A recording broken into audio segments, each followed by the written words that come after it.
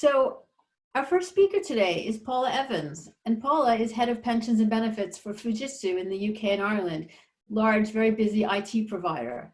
Paula's going to tell us a bit about what she and her team are doing to communicate with their members. Welcome, Paula. Thank you. Thank you very much, Rachel. And it's lovely to be here with you all, even if it's only virtually today. I'm delighted to see so many people on our webinar, and particularly even some of my team as well. So that's especially brilliant. I'm delighted to see us all at Fujitsu joining in with the PLSA. So as Rachel said, I'm Paula Evans. I'm the head of pensions and benefits at Fujitsu. We're a very large IT services company, and we believe that we touch the lives of over 90% of the UK population on a daily basis. Like many large employers, we have a lot of legacy pension schemes, but fairly unusually, I think, we have a large in-house pension team. And that's really great for us because it means that we're focused only on our trustee customers and on our employees' needs. But I have to say, they are very, very demanding customers. So I'd also like to apologise. I do have a little bit of a cough. So apologies if I do have a little bit of a cough during this session. I will try hard not to. But today, what I'd like to do is focus on talking about some of the larger arrangements that we look after for our company, for our trustee boards, and for our members. I'm going to start off by talking about two of our large defined benefit pension schemes. So those are the ICL Group Pension Plan and also the Fujitsu Comparable Pension Scheme. Those two pension plans are invested through a common investment fund, and there's a lot of commonality between the trustee boards too. So we get some really great engagement with them. I am also going to talk just a little bit about our DC pension plan, which we moved just earlier this year in January, in fact, from our own occupational trust into the Willis Towers Watson Life Science Master Trust. That's what I'm going to cover. Here's first off a little bit of background about the scheme and what we're seeing in relation to the COVID pandemic. So I think we all love stats, so here's a few stats for you. So the ICL plan, this is our main legacy pension arrangement. It's a DB offering which we closed to future benefit accrual many, many years ago now. Has about £4.8 billion worth of assets, so it's a significant pension arrangement. Our liabilities are a little bit bigger than that at £5.4 billion, so that makes it about 89% funded.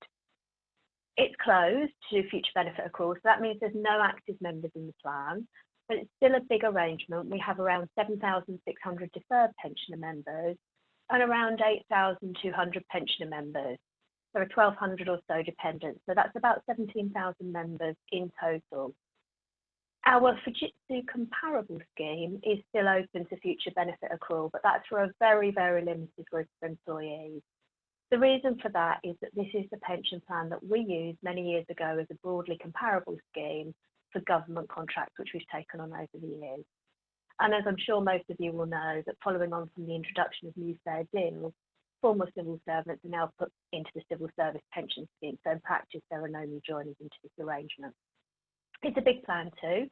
It has about £427 million worth of assets, about £465 million worth of liabilities, so that makes it around 92% funded. There are 180 active members of this pension scheme, 820 deferred pensioners and about 460 pensioners plus another 40 or so dependents, so that's about 1,500 members in total. Our in-house team administers these pension plans, and although they're separate schemes, there's a lot of commonality about them. So the trustees have come to quite consistent decisions about how they want to communicate with members, which is great. But our pension team also provides support to lots of other Fujitsu pension arrangements as well.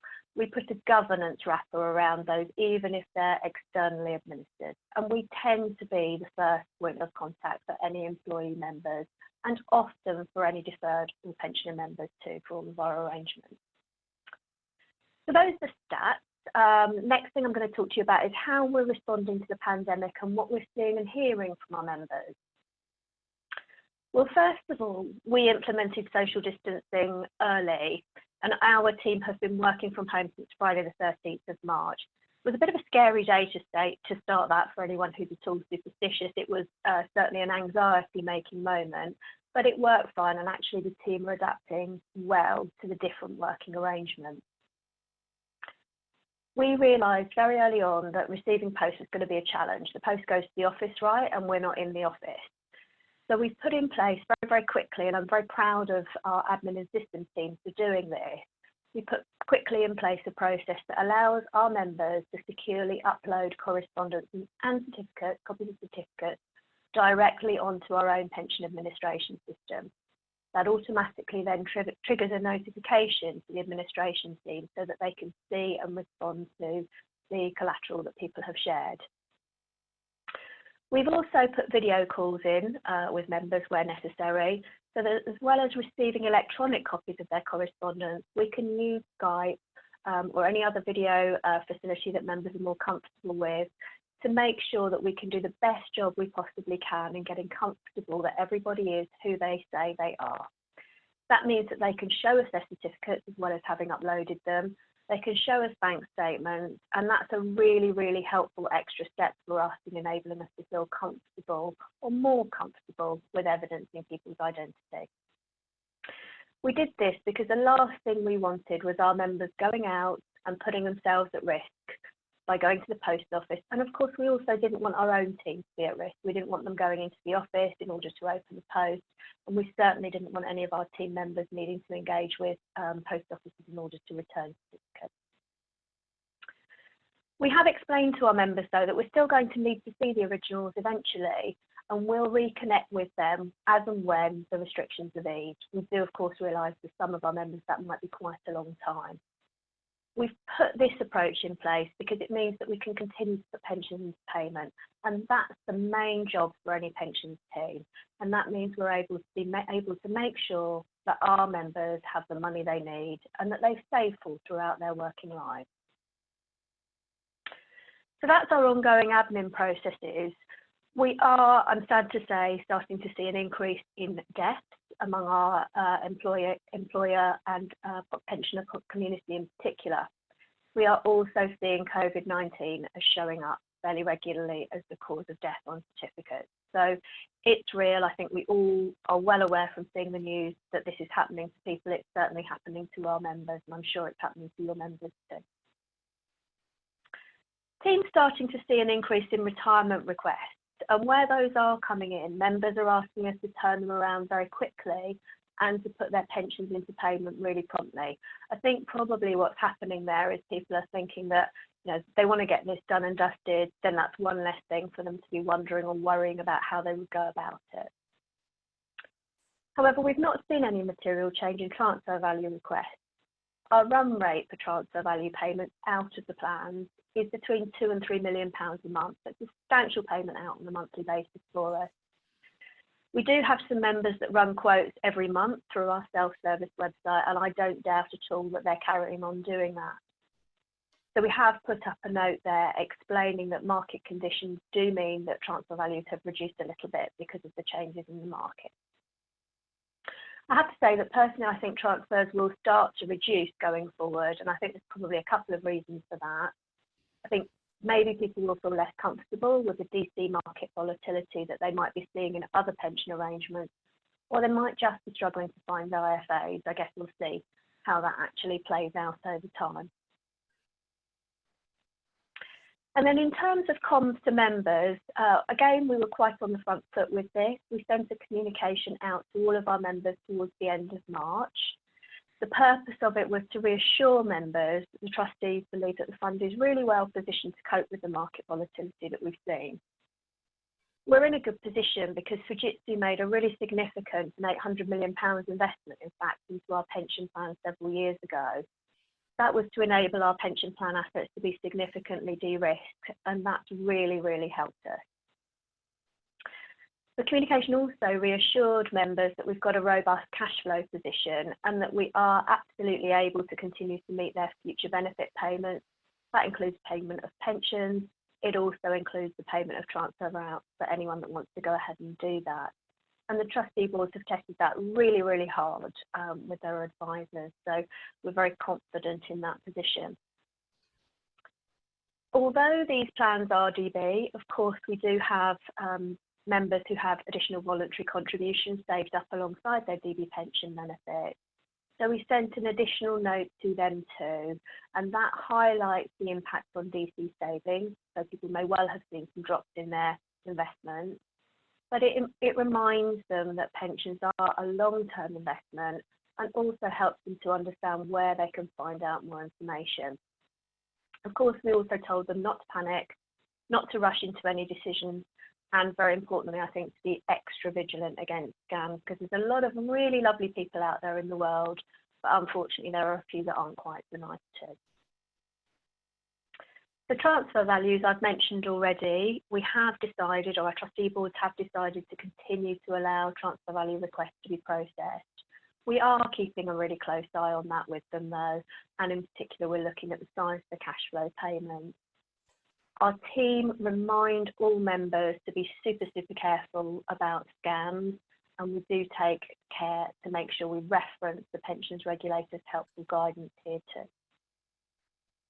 So that's the position on our DB arrangements. I'm going to give you a little bit of an overview of our DC position, but I know that my fellow presenters are going to talk about that in quite a lot more detail, so I'm not going to go into too much detail about our DC. We do, as I said earlier, work with Willis Towers Watson by using their Lifesight Master Trust.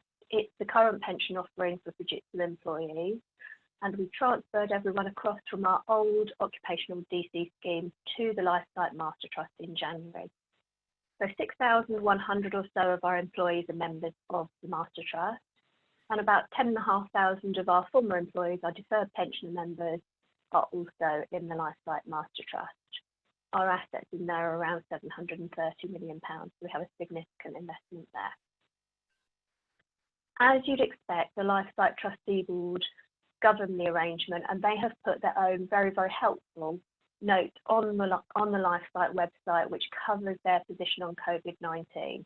It's really helpful and really clear, and helps members to understand that while there has been some volatility, pensions are a very long-term investment. We have also published some comms on our own pensions intranet site, which our current employees can access. We also have a site for our former employees, and we've got consistent messaging on there too, although of course nothing on our former employees site about ongoing pension contributions because they can't make them. So our main messages to our employees are to highlight that while there has been some recent market volatility, there's no getting away from that, there has been, it can actually be a really good thing to have some market volatility. A falling market can be a brilliant thing if you're a long way from retirement, because obviously you can buy lots more pension investments more cheaply in the hope and expectation that you'll eventually sell them for a much higher price. We've encouraged people not to panic about volatility and to see that long term, and therefore not to rush into making any rash decisions, which might, for example, lock in a reduction in investment values. And again, we've encouraged people to be super vigilant around scams. We've included some extra FAQs about how to find out more detail, including the objectives of income drawdown. So income drawdown is the default spending strategy which members of Lifesight go through towards.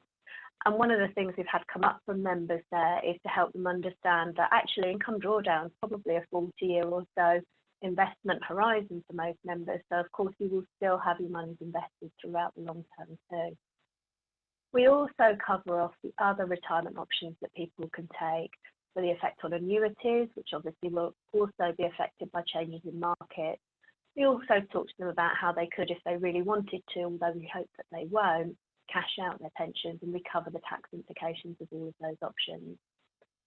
And we talk in quite some detail for current employees about how to change contributions. As we know, for current employees, it could actually be a really favourable time to chip in those extra bits of money to increase the long-term value of your pension savings pot. And we've shared and signposted firmly towards the regulators really helpful notes on COVID-19 for DC savers. We honestly feel that it's super important for members to hear information, not just from us, not just from our trustee boards, but also importantly from government bodies such as TPR. So that's us, that's what we've provided to our members. And I'd like to hand over to the next presenter, please. Thank you. Thanks, Paula. It's fabulous what you've accomplished in such a short time, and really good for all of us to hear it.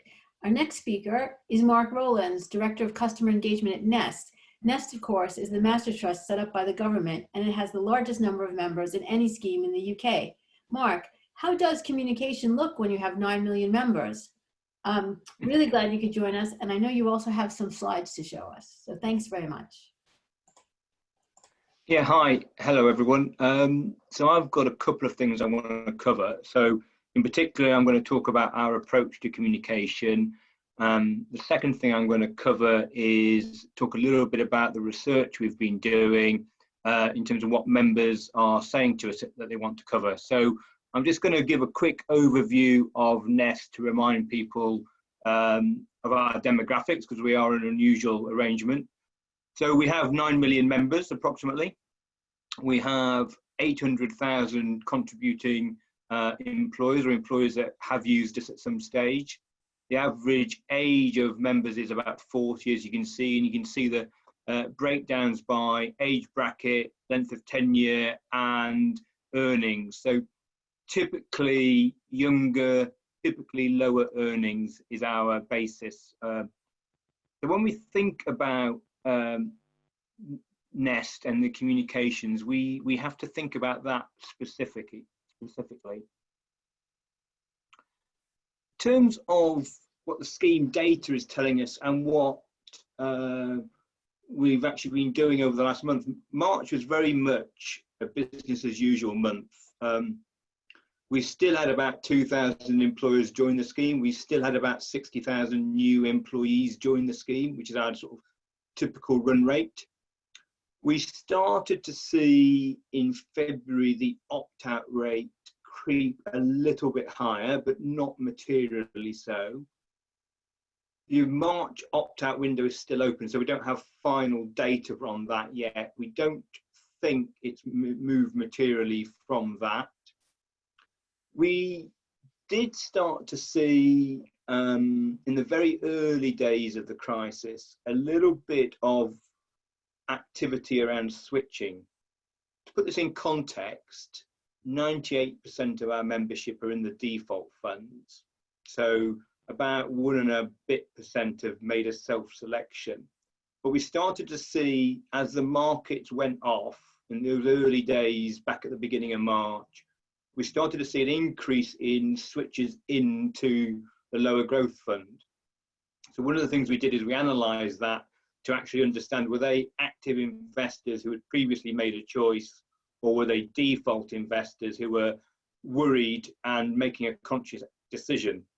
And what the data told us in those early days was it was active investors who had already made a choice, typically to go into a higher risk fund, who were opting out of that higher risk fund into a lower risk fund in a falling market.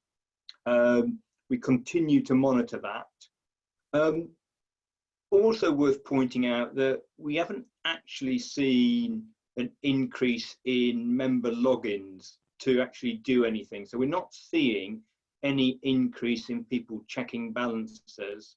And interestingly, in the first 2 weeks of the crisis, actual contact volumes to our contact centres fell by about 50%.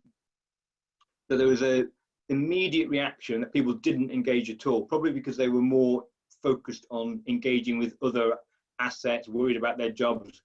Lots of different hypotheses we'll all share. But what we've seen in the last couple of weeks is those levels of activity and contact have returned to the norm.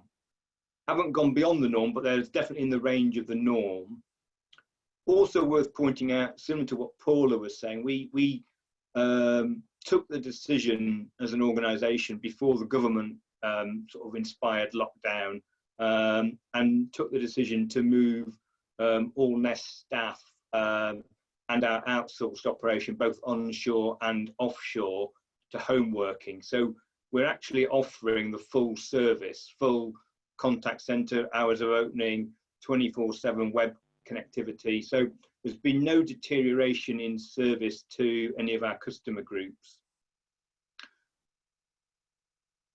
When we think about customers, we've got 3 distinct groups.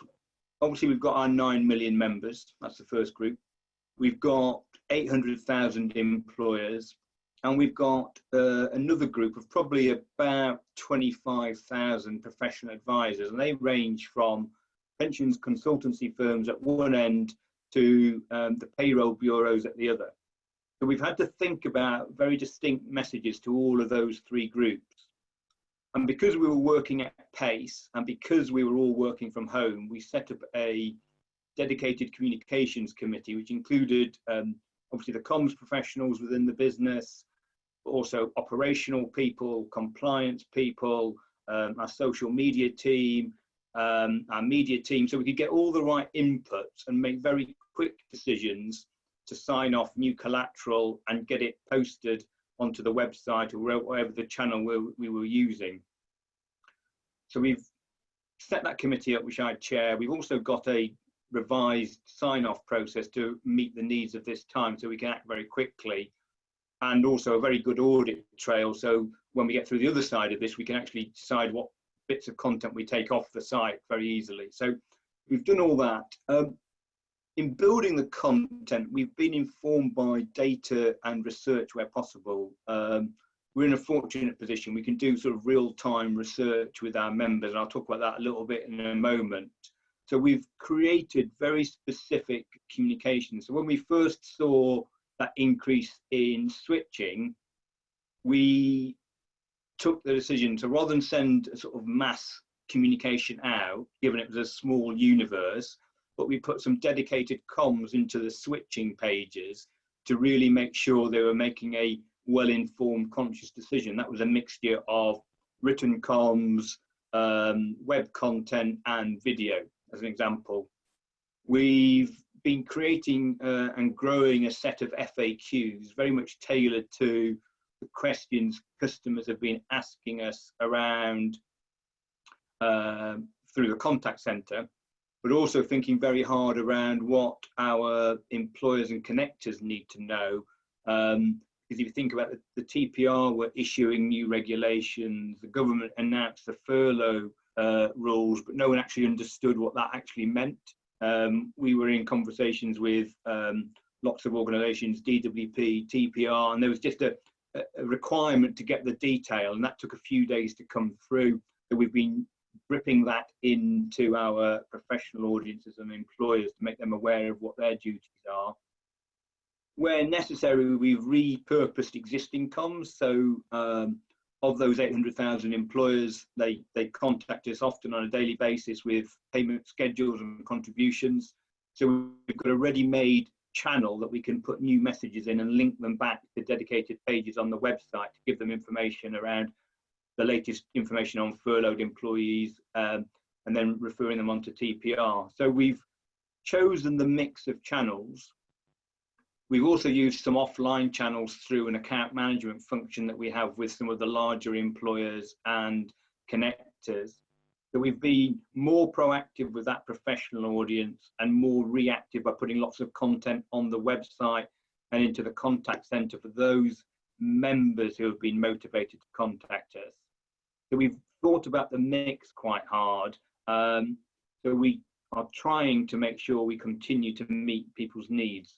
And the way we're doing that is through this research program I mentioned. So two things to call out. We did a large-scale member survey in that last week of March, and we've also got an online community that we can engage in sort of real-time conversations and get some more detail. So just share with you some snippets from the survey to start with.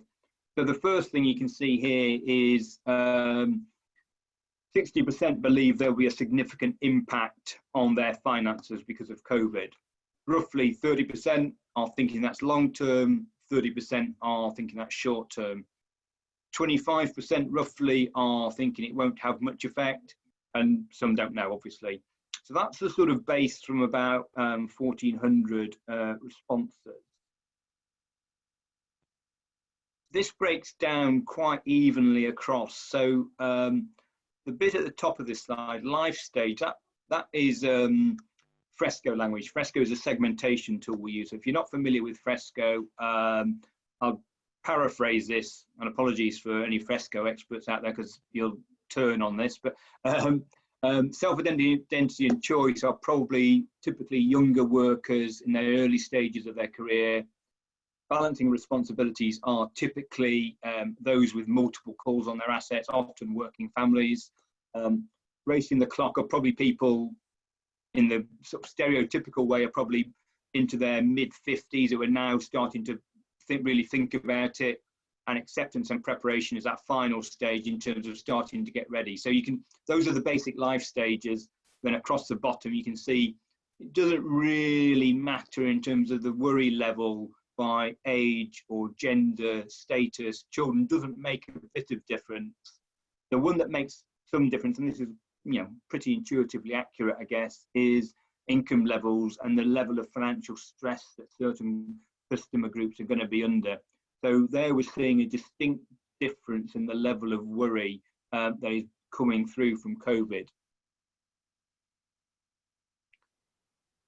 These slides are from our community research. So these are deep conversational type things. So what you've got on the right hand side are some verbatims, and what you've got on the left hand side is the theme.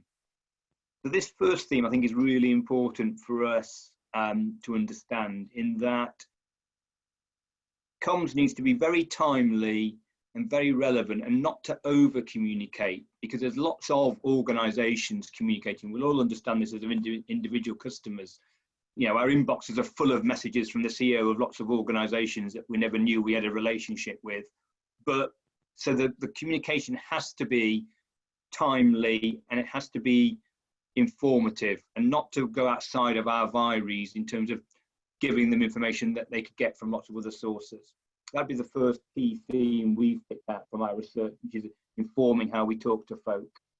The second theme picks up what I was saying around there is, and some of these verbatims are literally heartbreaking in terms of you can understand some of the distress that some of our customers are actually now under because they've been furloughed or they've just lost their jobs fully. That's very significant, and we're starting to see the emergence of some real sources of distress. And again, some of the contact center calls are pretty harsh. So there's obviously a group of people who are significantly worried.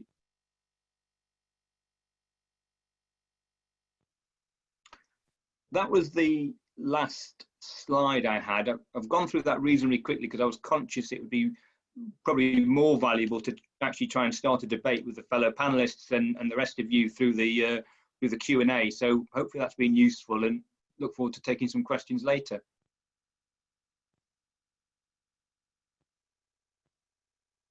Thank you, Mark. That's great stuff. Really appreciate it. Next, we'll hear from Stephen Leigh, who's a principal consultant in Aon's DC practice, where he heads up much of Aon's DC research and also advises employers and trustees of DC and hybrid schemes on how to get the best outcomes for members. Stephen, what are you hearing from the DC world regarding communications, and what advice do you have? Thank you, Rachel, and thank you everyone for joining the webinar. So I guess what I wanted to talk about is precisely that, really. There was three main areas I wanted to cover and share with you all some experiences that we've had with schemes that we work with, what we see as sort of good practice and not so good. So the three areas I wanted to cover really were just around what sort of messages are actually being sent out there. And I think we've covered kind of a lot of the key points already, but we'll just explore those a little bit. How to deliver the messages. Obviously, we're all working and adapting to a new way of life at the moment. So it's how we're actually going to get these messages out there. And then also, what are the factors, what are the key things that we need to be thinking about when we are delivering and communicating messages that perhaps are a bit different to our sort of ordinary pension communications. So I shall hopefully, if the technology allows, move on. There we go. So first of all, in terms of what messaging is actually going out there, I think there are four key themes which are being covered. The first being very much operational. So this is a lot of the reassuring type messages, which I know we've heard about a little bit already from Mark and Paula, in terms of the scheme is still functioning, pensions are still being paid, There is no sort of immediate challenge in terms of being able to get your money to you or to answer your questions. Having said that, we have seen some administrators struggling a little bit with the sort of adapting to remote working. So where that is the case, we see schemes that are keen to perhaps get a message out to members around emailing rather than telephoning, or perhaps a different phone number in some cases we've seen schemes need to issue. So there's the operational aspect. There's then the one which I think we're probably all quite focused on in the pensions world, which is around investment volatility. And this is, I guess, the don't panic type message that we heard earlier from Paula, particularly for those people a long way out from retirement in BC and sort of people in DB world as well, really.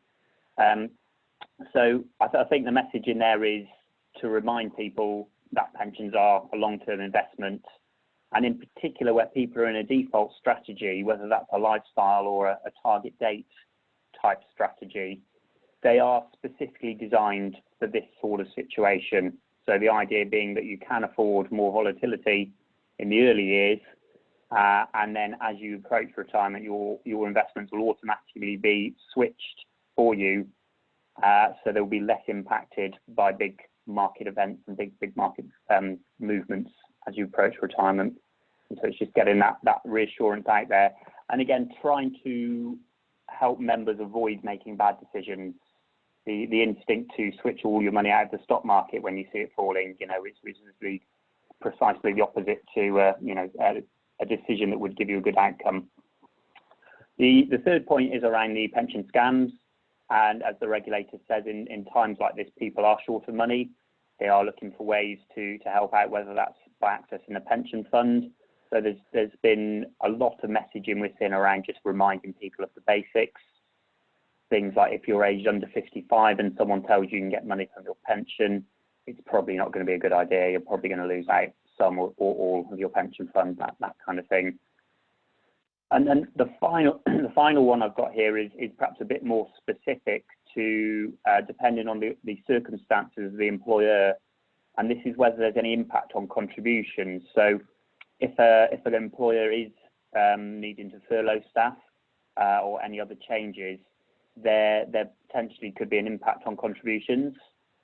We have seen lots of different approaches being taken. So there's sort of the minimum government auto-enrolment contribution level. Some companies are topping that up. Some are looking at other ways to save money, and there's a variety of approaches. But again, that's something important that the scheme will need to communicate to members. So that's the kind of fourth area that we're seeing in terms of the messaging which is going out there.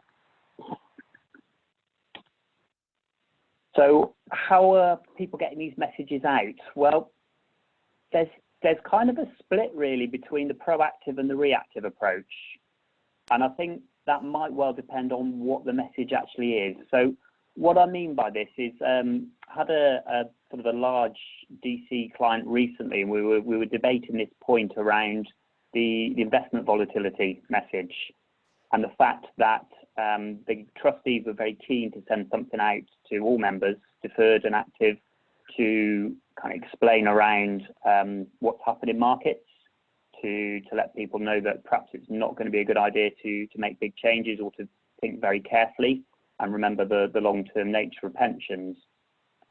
But on reflection and after some debate, the decision was taken that actually people have got a lot on their plate at the moment. People's lives are being changed quite significantly by the restrictions that are in place in everyday life. And actually, could this lead to more worry for people who perhaps wouldn't be concerned? So in the majority of cases, a lot of members probably wouldn't engage with the pension and wouldn't start making decisions. So actually, writing out to everybody might have the opposite effect to the sort of reassuring communication that the trustees wanted to send. So in that case, they decided that actually they would put the message on the website, and only people who were actively looking at their fund value or looking to make changes would then see that message. It would be very prominent, so it would be very easy to see and hard to miss, so that if people were looking to make changes, they would see that message in but that would be on a reactive rather than a proactive basis. Some other things that we've seen have been more recently, 1 or 2 schemes have looked to offer a webinar for members, and this is where I think they're used to talking to people face to face. So in the past, they'd usually get everybody into a room at sort of 3 main sites and talk to people and explain things, give people the opportunity to ask questions. So they're now trying to replicate that on a virtual basis as we are today. So, you know, that's another way that I think schemes are thinking about how can we get messages out there quickly, but how can we make it a two-way process so that we can get sort of questions and give people that opportunity. And then, as I think Mark mentioned earlier, in terms of building up a bank of question and answers or frequently asked questions, again, this is something we're seeing most schemes taking this sort of approach now of where we are getting questions in, there may well be sort of several members with the same sort of question. So it's definitely worth building those up and then making them available again for people to see. And the final point I've got on here is something that I don't think many schemes have done initially, but we are seeing schemes doing this more and more now, and this is targeting different messages for different groups. So I'm talking about people potentially looking to take early retirement benefits. So this could be people in financial difficulties, thinking they need to access their pension fund as soon as they can. But of course, if their target retirement age was set to 65 and they're currently 55, it might be that they're still invested quite heavily in equities, and so it might be a really bad time for them to take their money out, but that's quite a specific message. So we are seeing schemes now looking at sort of high-risk groups of members and thinking about how they can send specific messages to those groups. And again, whether that's on a reactive or proactive basis really depends on what the messaging is.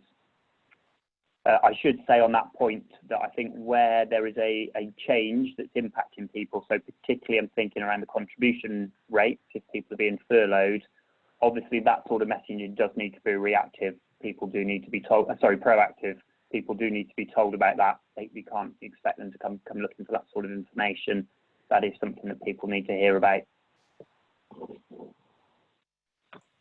And the final areas I just wanted to touch on were things to remember when we are communicating with our members at the moment. So the first point I've got here essentially is everything else that's going on in people's lives. So I guess a good example of this is a scheme where I think, to the point Paula made earlier, well, actually, when investment markets fall, it's a really good time for younger members to pay in more because they're essentially buying in at cheaper prices.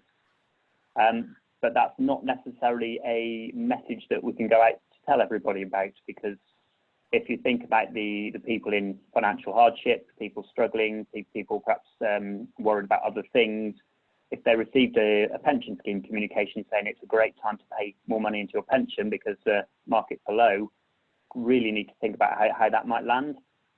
Whereas obviously if someone comes asking that question, then you know, that's the sort of information that is useful to those people. And it's being mindful around that as well. So I guess it's back to that point I made earlier about whether to be proactive about writing or emailing or sort of sending messages out there on the basis that everything else that's happening to people, pensions probably aren't top of most people's lists, priority lists, or even lower down than they usually are. So on that basis, let's think about what do they really need to know, rather than perhaps what we think we'd like to tell them. And following on from that, I have seen some schemes linking in with companies around wider well-being. So we have seen some companies where people are carrying on working, but they're all working remotely, or the vast majority working remotely, getting quite paternalistic about the well-being of employees around sort of their mental well-being as well as their financial well-being.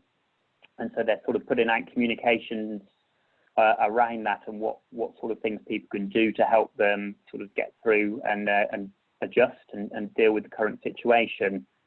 And sometimes that might be a good place to include 1 or 2 lines about a pension, because that might then mean, rather than adding to people's things to do or stress about or worry about, we're actually including the pension communication in part of a wider context of here's some helpful information across a broad range of areas. So that's certainly one to consider, and I have seen certainly 2 trustee boards so far that I work with personally taking this approach. So rather than sending a standalone pension communication, it's been incorporated. Third one to flag is capacity of administration team. So I mentioned earlier, not everyone is adjusting perhaps as well as some. So I am aware that some administrators and some insurance companies don't have the same level of service for members that they normally would, in particular our member helplines. I think everyone's got some level of service in place, but when we are sending messages out to members or communicating with members, we don't want to inadvertently sort of exasperate the problem by causing everyone to call up a helpline that's already kind of working at half capacity or something along those lines. So just being mindful of what impact any communications might have so that we don't sort of cause issues further down the line. And the final one, and I think this is just a reminder of something which I'm sure we would ordinarily do anyway as a matter of course, but it's just making sure that we do have the appropriate checks in any messaging and any communications that go out there. So an example of this is some wording around stock markets and a scheme that wanted to say something along the lines of stock markets fall and rise, you know, we've seen a big fall, the markets will rise again soon. And it's just the usual caveats around that, and making sure that any communications issued aren't seen as advice or predictions of what's going to happen or any sort of commitment from the scheme. So as always, any sort of mass communication really needs to be run by a legal or professional advisor, just to make sure that with the best intent that the trustee or whoever's sending a communication is not committing to something they shouldn't be committing to on behalf of the scheme, and not going to cause a problem in 10 years' time. Somebody pulls out a letter and says, you told me the markets were going to do this, and they haven't done. So it's just that reminder to everybody, really, that although we want to be as helpful as we can, we still need to be mindful of what we're saying and how it's worded. So that was it for me, really. And just to summarise, I think it's really just thinking about what will be of most help to our members in any communications, and that's the kind of starting point I try and stick to with schemes that I work with, and I think that's just a useful kind of way of approaching it. So I'll hand over to the next speaker. Thank you. Fantastic. Thank you, Stephen. A lot to think about, certainly, knowing where too much communication may start being unhelpful. Karl White is with us. Karl is a pensions advisor at the local government association and is responsible for their pensions training program. Karl, obviously the LGPS is a massive scheme, and I imagine that many of your members are at this time delivering essential services. So please tell us about how you think local authority pension administrators should be communicating with their members. Great, thanks very much, Rachel. Hold on a minute, just need to do this. Apologies. Right. Yeah, just to set a bit of context here, the LGPS, here we are, terrific. Very much like Nest, actually, we're a multi-employer scheme, but very differently from Nest, we're a defined benefit scheme, of course. We've got national rules, we're locally administered by 87 administering authorities around England and Wales. There's actually 11 in Scotland and 1 in Northern Ireland as well. They've got different rules, but obviously going through the same things at the moment as we are. Every admin authority has got its own approach towards communications. So every admin authority has to have a communication strategy. I'm not sure these communication strategies will actually cover what's happening at the moment, to be fair, but hopefully some of their risk reduction plans will do. But of course, if they do have a kind of plan in place, it will kick in now.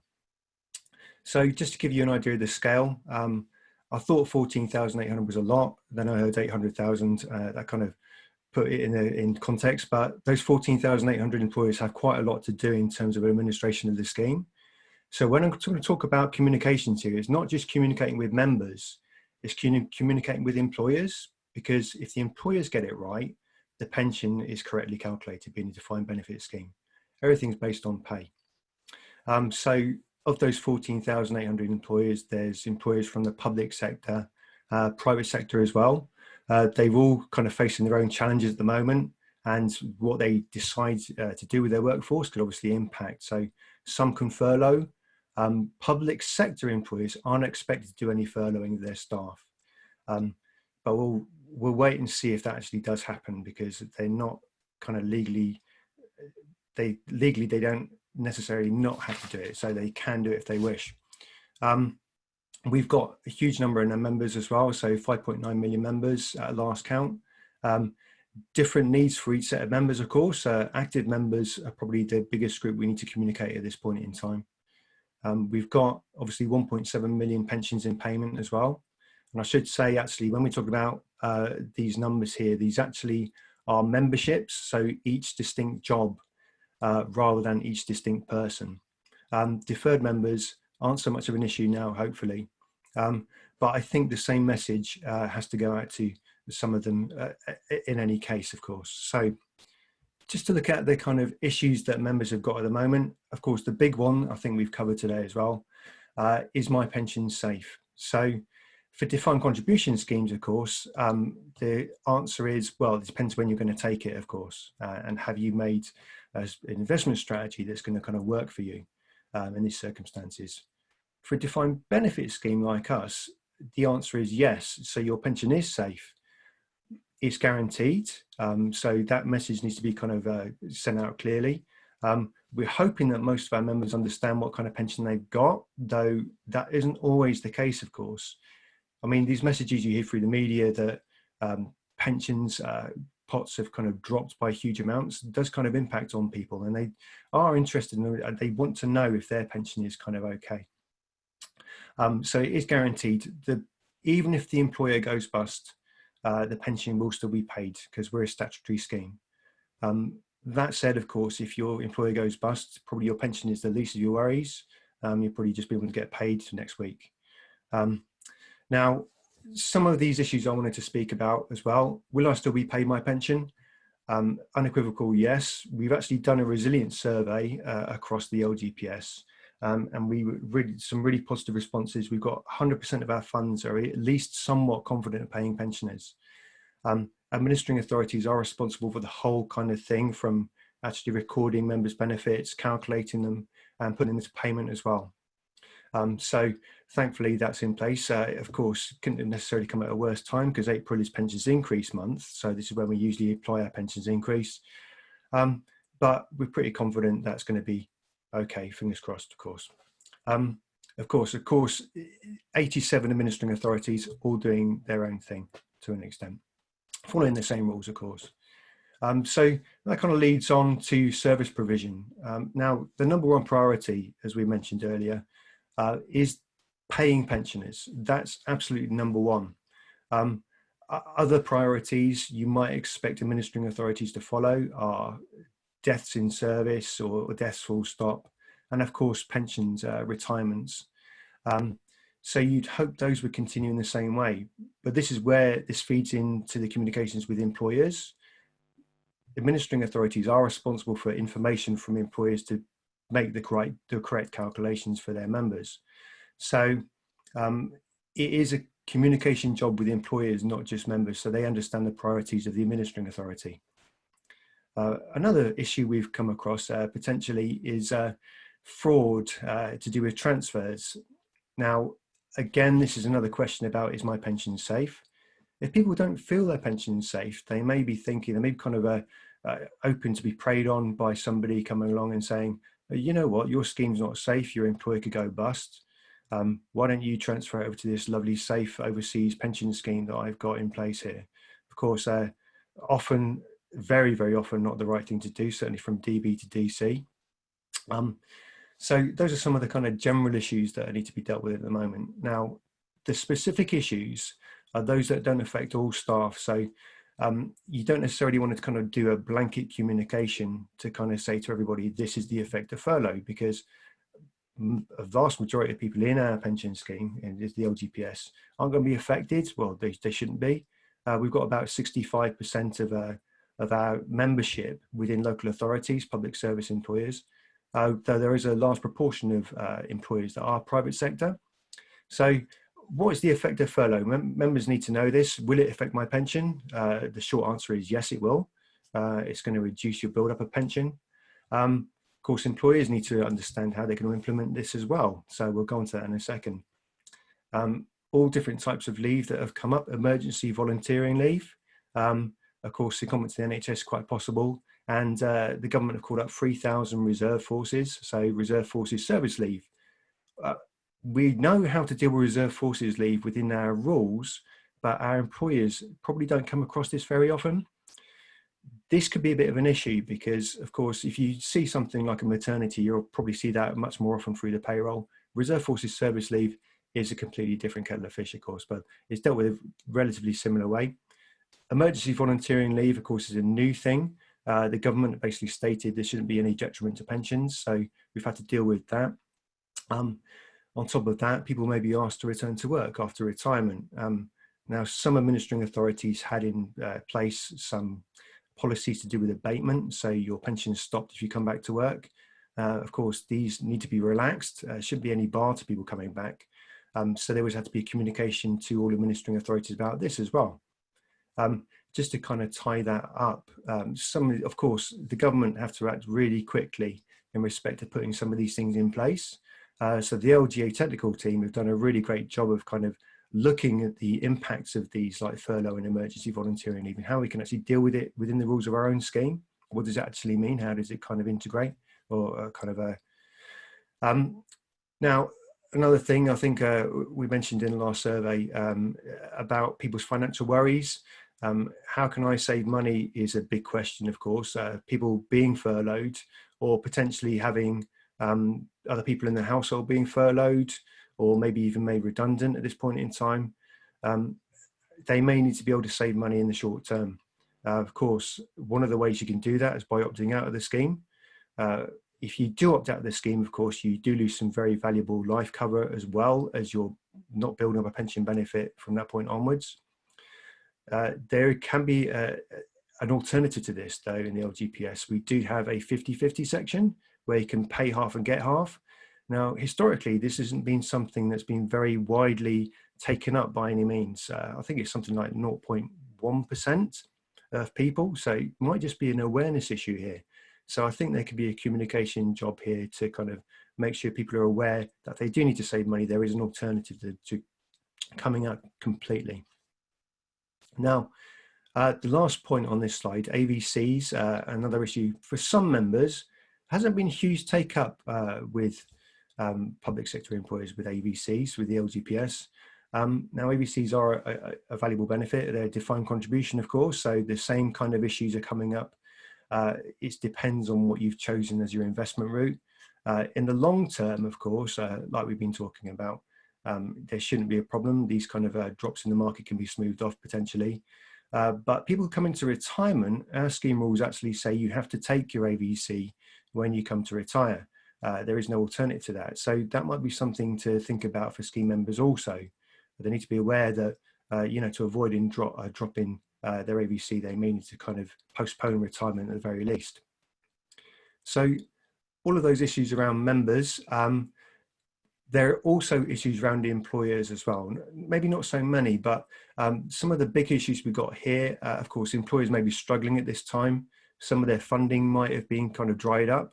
I was talking to somebody yesterday about a particular charity that is one of their employers. This charity has a lovely cafe attached to it as a really good source of income for them.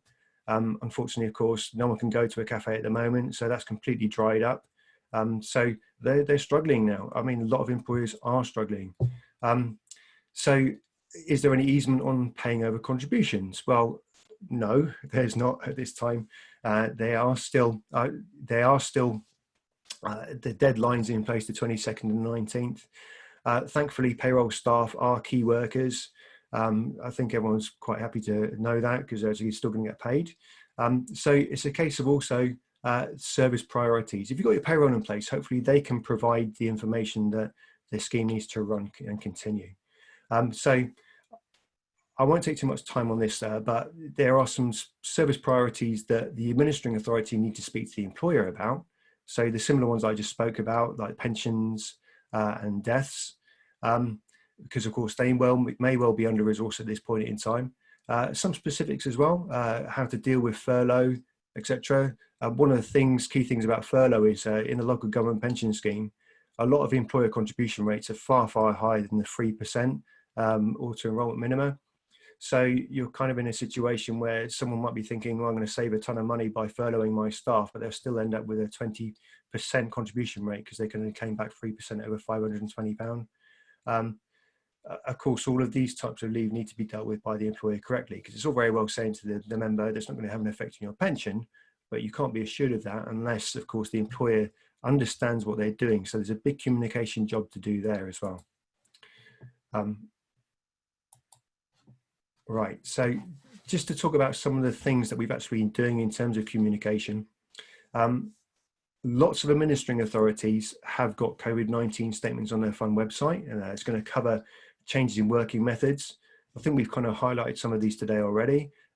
Things like maybe not having a helpline anymore.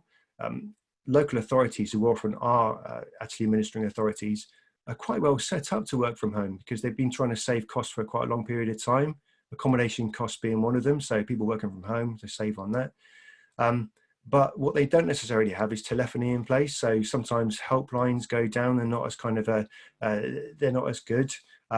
You can't turn up for the office anymore. Of course, the websites are all available. Emails available generally. The service is up and running most of the time, but there are priorities in some cases, the ones we kind of mentioned already. Important, I think, at this time to make sure that members have comfort statements in relation to pensions. Just to quickly whiz through what the LGA have been doing. So we work with the communications working group. Now that's made up of practitioners. They produced a member FAQ and administrator FAQ, which those are being added to all the time. Got a dedicated COVID-19 portion of our website. On top of that, the Scheme Advisory Board, who's the board that advises the changes to the scheme to the Ministry of Housing, Communities and Local Government, have issued a couple of statements. So on valuations, no change to the valuations at the moment. Hopefully that's some comfort to employers that their contribution rates aren't going to go sky high because of this current crisis. Statement to members along the lines of, your pension's safe. And we're also setting up a practitioner working group at the moment to hopefully feed through some of those issues we've got from members into the round. So that's it for me. Just a bit of conclusion, obviously. So consistent messaging across the whole fund, so all the funds across England and Wales, Scotland and Northern Ireland, of course. Of course, there is always a bar. Hopefully members understand what their pension scheme is and how their benefits build up. And of course, they want it at the right time and accessible as well. Of course, the other one as well, not bombarding people with information. People have got a lot more on their minds at the moment other than, their pension. Those people who have got their pension on their mind, probably it is extremely important to them, of course. Just to highlight some websites you can get more information on, including the FAQs. So lgpsregs.org for administrators and practitioners, employers. lgpsboard.org, that's for governance side, so committees or pension boards, and lgpsmember.org for LGPS members. Okay, so thanks very much, and I'll be happy to take any questions. Thanks. Fantastic.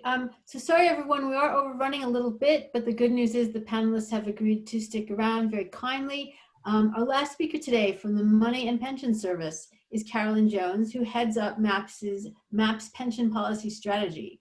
So Carolyn, MAPS is the free financial information provider for everyone. And of course, you have lots of ways for people to get in touch with you. Can you tell us a bit about what you're hearing regarding pensions and financial well-being these days, more broadly? Yeah, of course, and thank you for sticking on, everybody. So yeah, I joined MAPS in January as head of pension policy and strategy, largely to lead on the pension aspects of our UK strategy for financial well-being.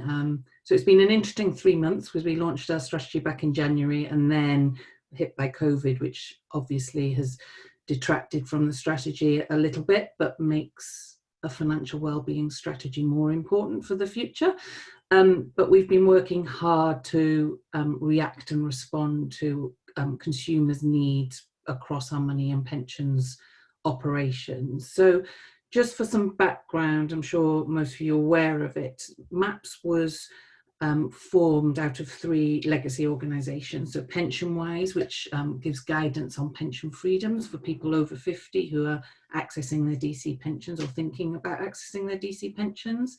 The Pension Advisory Service, which gives more general pension guidance and specific topical guidance on things like pensions and divorce, scams, self-employed and pensions, and the Money Advice Service, which covers benefits, so universal credit and benefit availability, and also debt advice. And we sponsor debt advice both through our own organisation and with partnering organisations. So as you can imagine, the impact of COVID has had a massive impact on our guidance services. And I thought it would be worth just touching on the impact of our non-pensions guidance services first, because I think we have to realise, and the other speakers have touched on it, the other things that are going on in people's lives, especially your deferred members who may not work for your organisations anymore, are dealing with a lot of things that may be foremost in their mind before pensions. So I thought it was worth covering that to give a bit of context.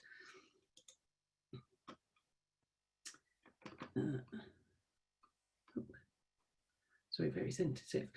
So what did we do? So week commencing 16th of March, we launched online Coronavirus and Your Money, and that helped, started to help people, although we knew very little then about the government relief packages, but started to talk to people about things they could think of and potential impacts of coronavirus, and that's been kept up to date throughout.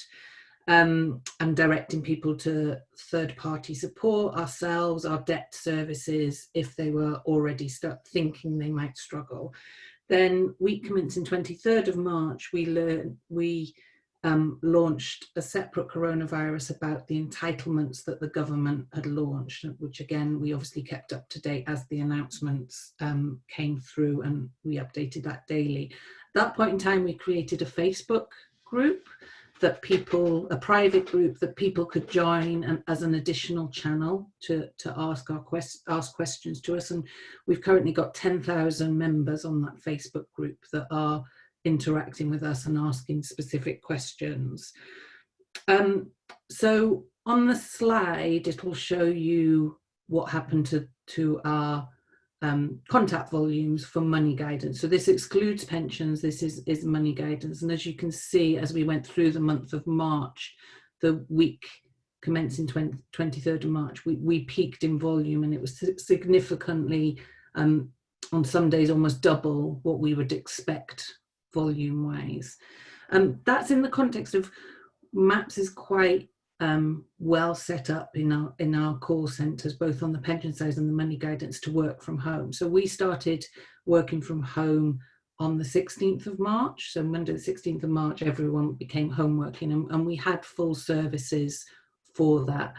That wasn't the same for some of the debt channels we use and some of our face-to-face channels, which we use partners for. So in the background, we've been supporting our partners, enabling their advisors to work from home. So sourcing laptops, and using our IT systems to support those people working at home. So as we've gone through this period, we've helped increase capacity beyond our own capacity in some key strategic channels. Alongside the actual contacts, we were having over the latter part of March about 1.1 million hits on our website, which is significantly up, around about a 20% uplift on what we would normally expect on our website. And the key areas aren't really surprising in terms of what people are looking at. The key thing people are asking on their money side is, what am I entitled to? A lot of self-employed people trying to understand their entitlements, and a lot of questions about furloughing. Mortgages and renting were sort of the second area where people have been coming with questions about mortgage holidays, the inability to get through providers, even though that benefits had been announced and forbearance had been announced, they come into us as a backup because they can't get through to providers, and looking at their rights in the rental sector. And then sort of the third area is employment and rights in redundancy, and redundancy versus furloughing and things like that. And then we have had a significant uplift, which I find encouraging, on more general money management. So people contacting us because they think they're going to struggle. They're not struggling yet, but they're getting prepared for a dip in income, and looking at sort of money management options and how they might manage, for example, car payments and particular payments they've got going out. So they've contacted us about sort of prioritizing those payments and what they can do, which is really encouraging in the circumstances that people are thinking about that. So in terms of pensions guidance, I think what we've experienced probably chimes with a lot of the other speakers. Again, our pension guiders are all set up to work from home.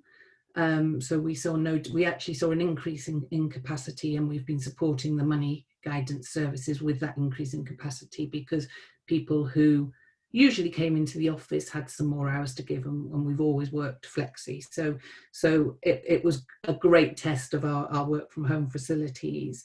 So what we've been doing in the background is agreeing joint messages with FCA and the pension regulator, and really focusing on alerting people to scams, similar to what Paula was saying, trying to get people not to react to the investment markets and think about investments as a longer term, and really our key messaging about don't take knee-jerk reactions before speaking to us. So speak to us, who we can give independent guidance, or speak to financial advisor or your provider, so that rather than try and highlight specific issues that people have, just encourage people not to take action without thought.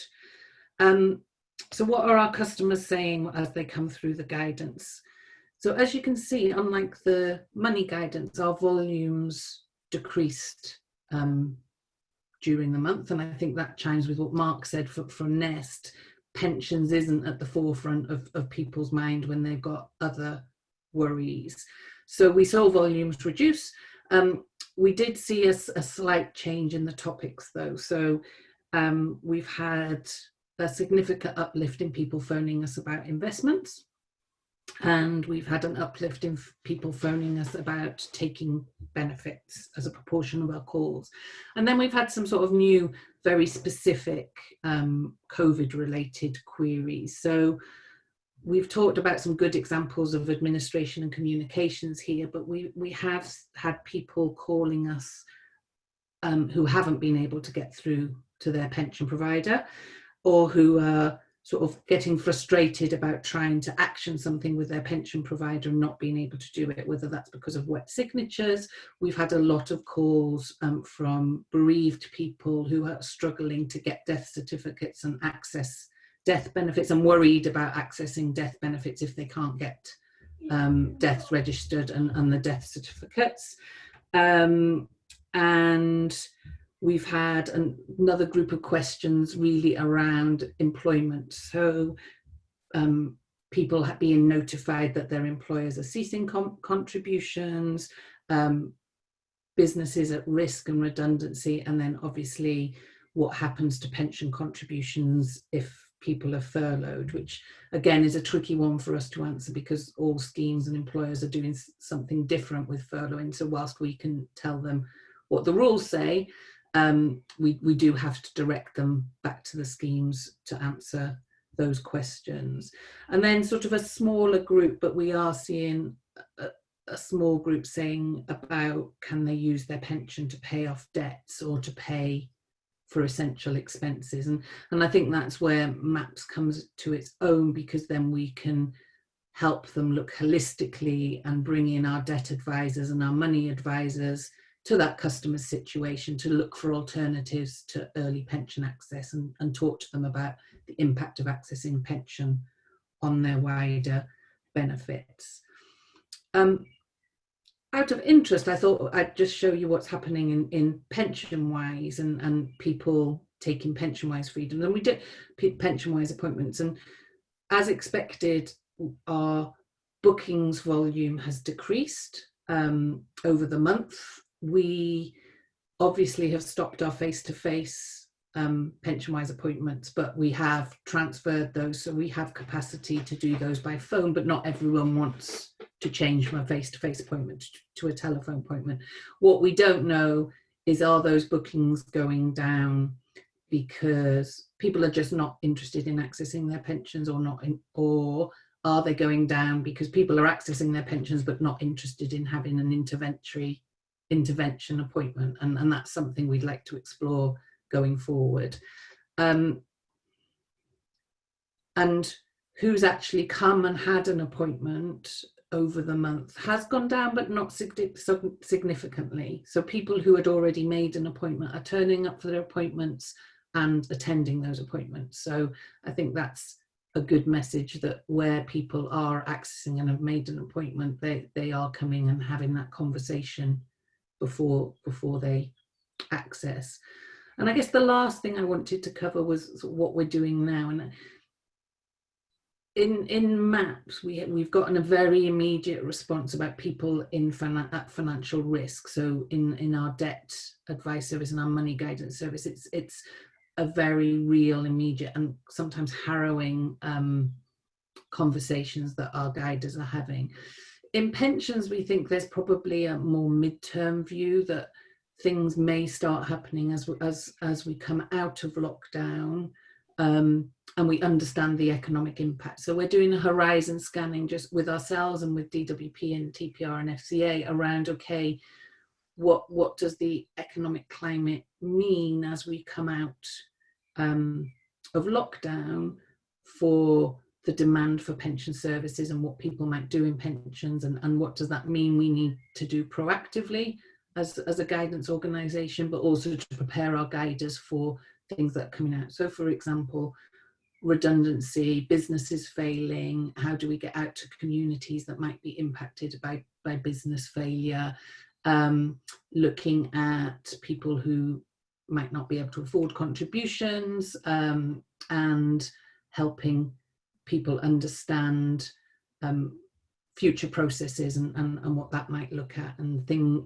the key one being the increase in scams. So we're just starting a pilot looking at all the queries we get into our web chats and by email, looking for key at-risk words, so that we can start trying to track those conversations and identify potential conversations that are including those key words, so that we can early warn and help people understand that there's what potential scams might be coming out there. And something to end with, something I keep saying internally, we're helping millions of people who are very much in need in their financial well-being. But if we can prevent 1, 2, 3, 4 scams in the pensions world that could be hundreds of thousands of pounds of people's life savings, then I think we're doing a good job. But I think we've probably got a longer job to do in the pensions world over the coming months than some of our other services. And I will end there. Well, thank you so much, Carolyn, and thanks to all of you.